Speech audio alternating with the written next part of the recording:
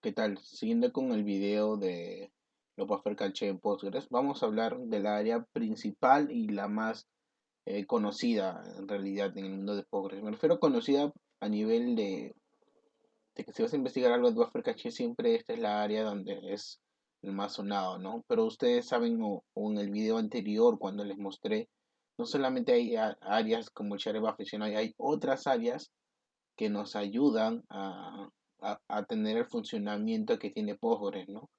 Cómo funciona Postgres, cómo poder, en este caso, lograr ejecutar nuestras consultas. Entonces, para eso hay diferentes áreas que siempre van a ayudar en cada punto específico. Pero este video se trata de hablar un poco del shared buffer para que vayan entendiendo.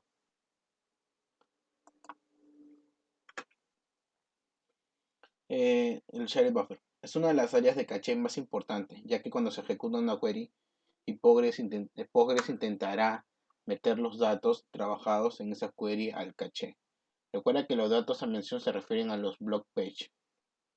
Ojo, no guarda el resultado, sino más bien los datos crudos para que se trabaje con los diferentes algoritmos que tiene Postgres para completar una query. Ok, entonces, de forma resumida, un poco para que vaya entrando el contexto, ¿no? Para que Postgres devuelva la información que tú requieras en tu SQL, aplica algoritmos. Pero un paso antes aplica la lectura de información, ¿no? Porque la data se encuentra en el disco. Y la data está particionada en pequeños bloques, ¿no? Que le dicen block page. Entonces, lo que hace internamente Postgres, leer todo el block page y con esa data trabajada va a pasar por un filtro o por así decirlo, llamamos por doble sentido pipeline, pero no es exactamente eso, que por ciertos algoritmos, ¿no? Para ir puliendo la data y ir extrayendo lo que realmente se requiere en base a la consulta que ha solicitado el desarrollador. Entonces nosotros hay que centralizarnos solamente en la lectura del blog page. Entonces, si de una forma normal el Postgres va a leer del disco, ahora va a leer de la memoria caché, ¿no? De la memoria RAM, porque algunos blog page van a estar dentro de esa área. Y justamente ese área es donde le mencionan el shared buffer, así le llaman como tal. Okay. Lo que se hace internamente es cuando una query es nuevo, claro, por primera vez hará una lectura del disco y luego estos datos intentará meterlo en el caché, pero las cachés son bien limitadas y casi nunca no se pondrá, claro, se pondrá toda la data, ¿no? Solo se agregará lo que se pueda y alcance. Se recomienda y configurar siempre el 25% de tu memoria total de tu máquina al shared buffer. Su default siempre es 128 megabytes. El total de caché es por instancia de Postgres, más no por base de datos. Es decir, esos 128 megabytes debe ser compartido para todas sus bases de datos. Y acá podemos ver aquí un ejemplo de mostrar la configuración del shared buffer y vemos que tiene 128 megabytes de RAM. Ya, y esta es la configuración. Entonces un poco especificar algo más. Eh, Ustedes, como les mencionaba esa vez, ¿no? Ustedes habrán visto que cuando ejecutan una query la primera vez suele demorar bastante, pero la segunda vez siempre es más rápido. Entonces, el motivo es porque la primera vez que cuando Postgres recoge la información de todo que captura en base a esa query, todos sus blog page lo almacena o lo que alcance, porque ya puede ser una query súper pesada, o lo que alcance, lo va a meter en la memoria caché. Lo que alcance, ¿por qué? ¿Por qué hablamos de ese límite? Porque la memoria caché del shared buffer tiene un límite de 128 megabytes. Entonces, o lo que alcance lo va a guardar ahí en la memoria caché y la segunda vez ya no va a leer del disco, sino va a leer de la memoria caché donde la velocidad es sumamente considerada. ¿Ya? Entonces, hay que considerar dos cosas acá, ¿no? Si bien el shared buffer ayuda bastante en la velocidad, de toda tu, no sé, si tú tienes una máquina, una computadora específica para Postgres y tienes 8 GB de RAM, solamente se recomienda que el 25% de todo tu memoria RAM sea para el share buffer. Lo demás tienes que dejarlo porque recuerda bien que Postgres tiene no solo es el share buffer, tiene diferentes áreas que consumen memoria RAM. Entonces, si el share buffer se va a coger toda la memoria RAM, otras áreas van a ser sumamente lentos, ¿no? Entonces debe haber un equilibrio. Por eso que la recomendación solo es un 25%. ¿Ya? Por default de 128 megabytes de RAM, ¿no? Entonces, hay que tener mucho cuidado con ese lado del shared buffer. Entonces un poco ya sabemos qué es el área del shared buffer, ¿no? Es la área donde se almacenan los datos de forma temporales, por así decirlo, de los resultados que se van ejecutando de una query, ¿no?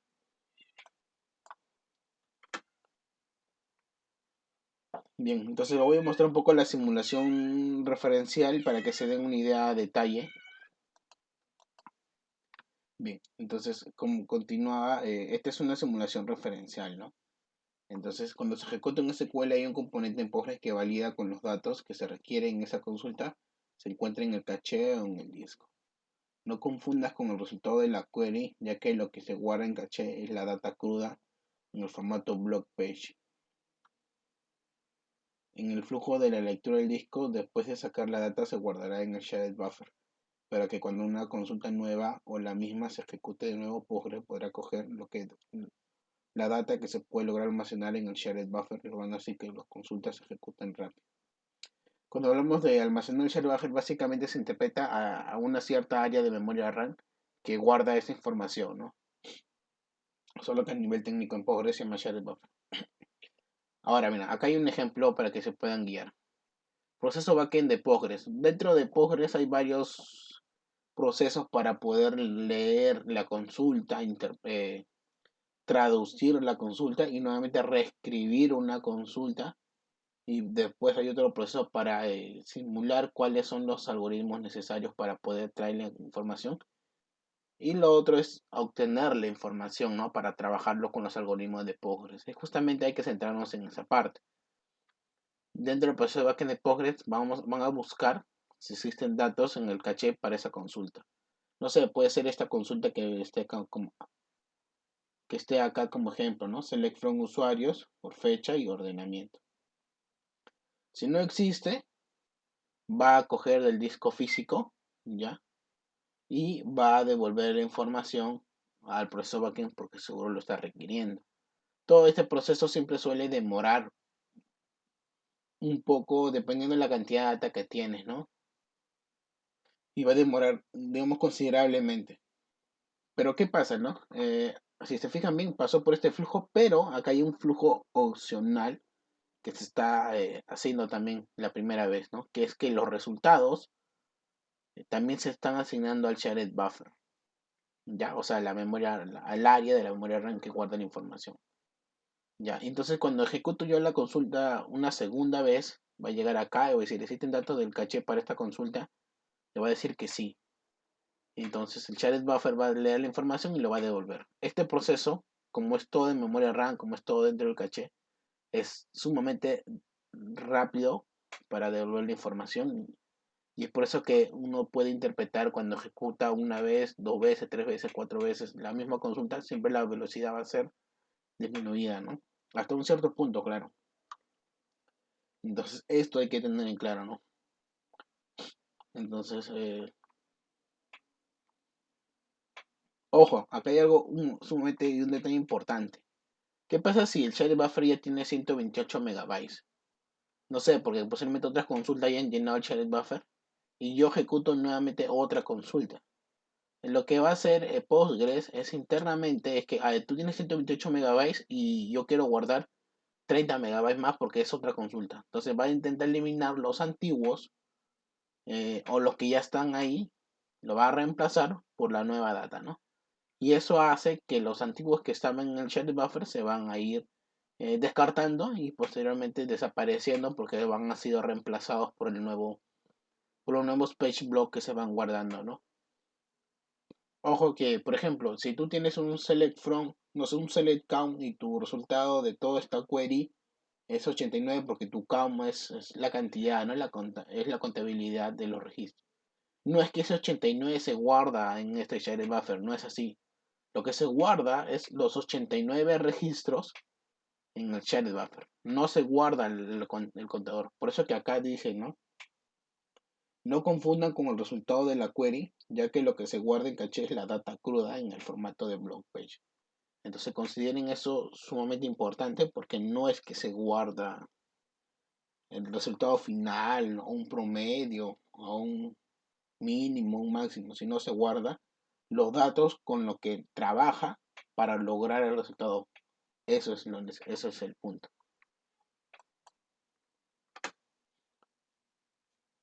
Entonces, a ver, vamos nuevamente a otro ejemplo. En el ejemplo vimos cómo el componente Postgres sabía si sacar data en caché o disco, pero para base de datos grandes nunca pasa eso, ¿no? Por el mismo motivo, ya que no se puede almacenar todo su data en el caché.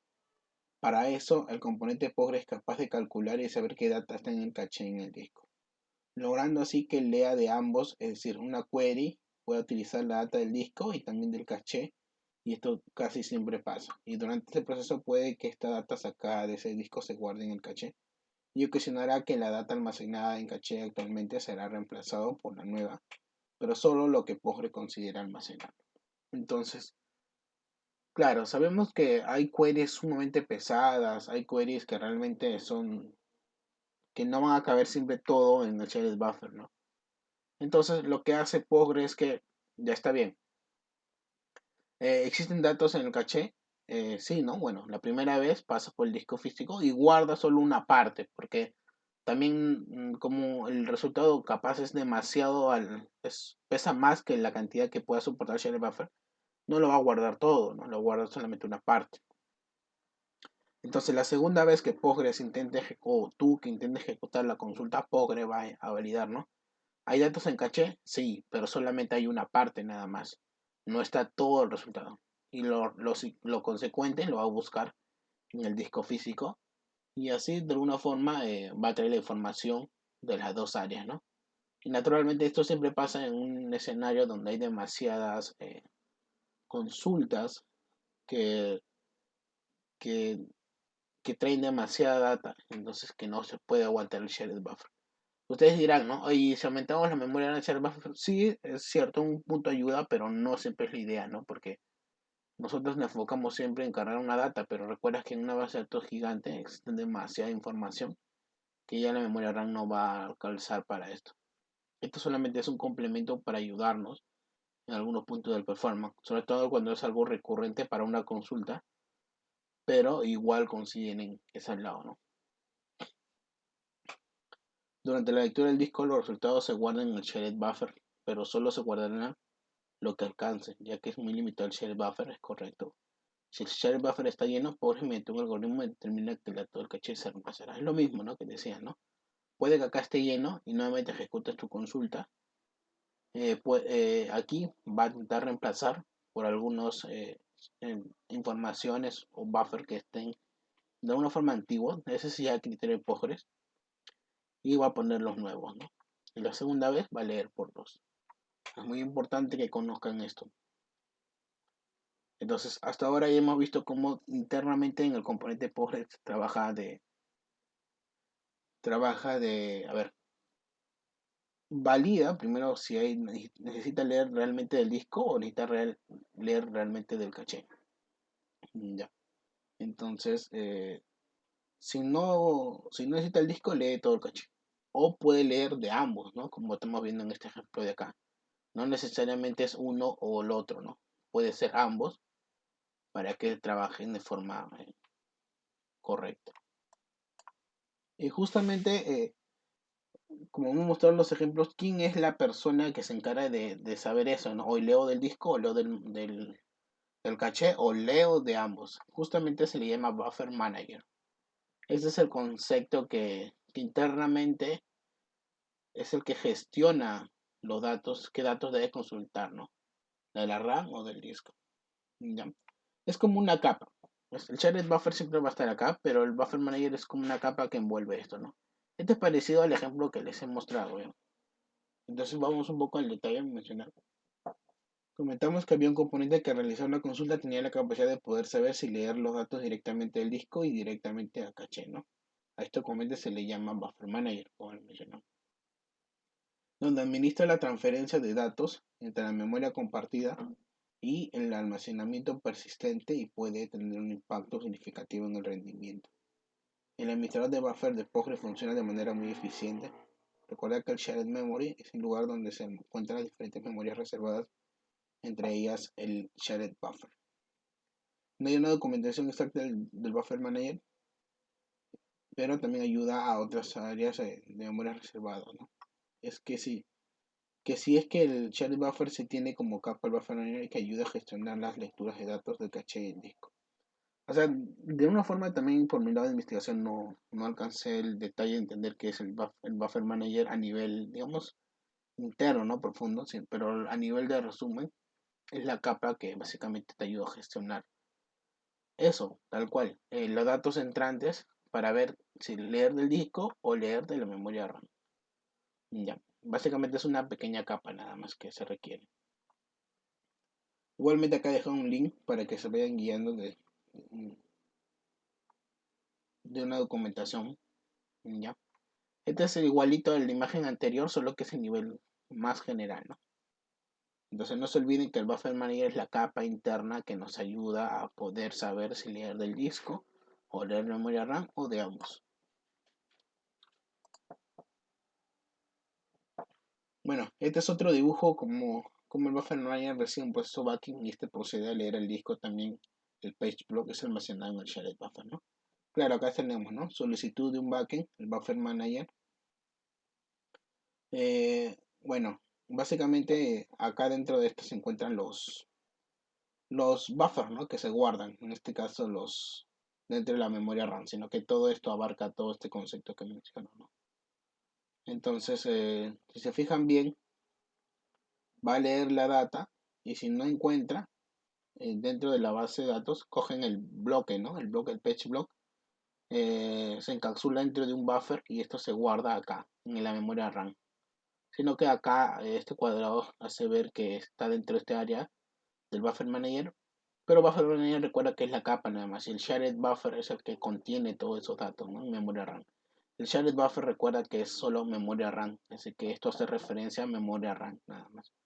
Entonces esto de acá se guarda en la memoria RAM como buffer y posteriormente un siguiente proceso va a leer directamente de la memoria RAM o del shared buffer, ¿no?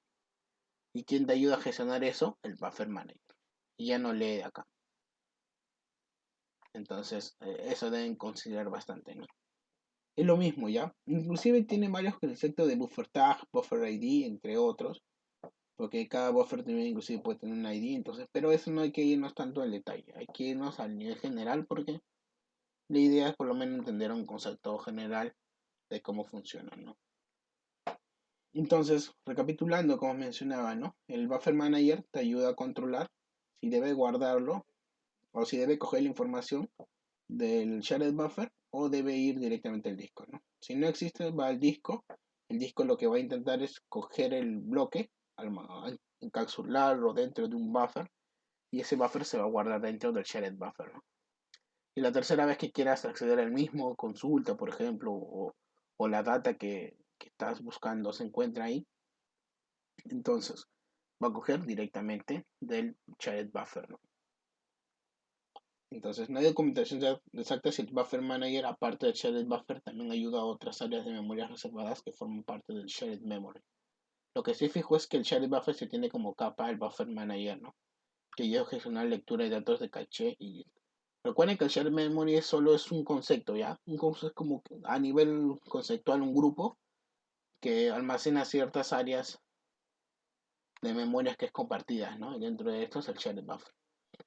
El Buffer Manager hasta ahora se ha visto que solamente trabaja para el Shared Buffer como tal, ¿no? No creo que exista otra área que utilice ese término de Buffer Manager en Postgres. Así que por ahora estamos asimilando que el Buffer Manager solamente nació y fue desarrollado para el Shared Buffer. Eso sería. Claro, acá está el Shared Memory, ¿no? Repaso. Recargar el Shared Memory o memoria compartida se utiliza el conjunto de áreas que reservan en caché, incluido una de ellas es el Shared Buffer. Acá está, ¿no? Shared Memory, Buffer Manager, específicamente para el Shared Buffer. Acá está el área de memoria RAM. Todo esto es memoria RAM, ¿ya? Solo que cada uno conceptualmente le ponen un nombre porque cada uno tiene un uso, ¿no? Son varias áreas. Por eso, en este caso, la área, justo lo que mencioné en el video, ¿no? La área, una de las más principales, es el Shared Buffer porque es la que más contenido hay a nivel de información en Internet y la que más siempre se habla, ¿no? Y ahí está. Y a ver, bueno, esta es la configuración y con eso ya vamos a pasar a un proceso de análisis a nivel de código de Postgres y con eso lo vamos a hablar en el siguiente video. Pero por ahora eh, ya hablamos contextualmente sobre la información que se está quedando, ¿no? Del shared memory, hablamos del buffer manager, que es una capa que ayuda a gestionar los datos, si guardar, si coger del shared buffer o coger del disco, ¿no? Hay varios conceptos ahí en el buffer manager, entonces. Pero eso es lo principal y fundamental que necesitas para darte una idea de cómo está funcionando. Eso sería todo y nos vemos en el siguiente video. Gracias.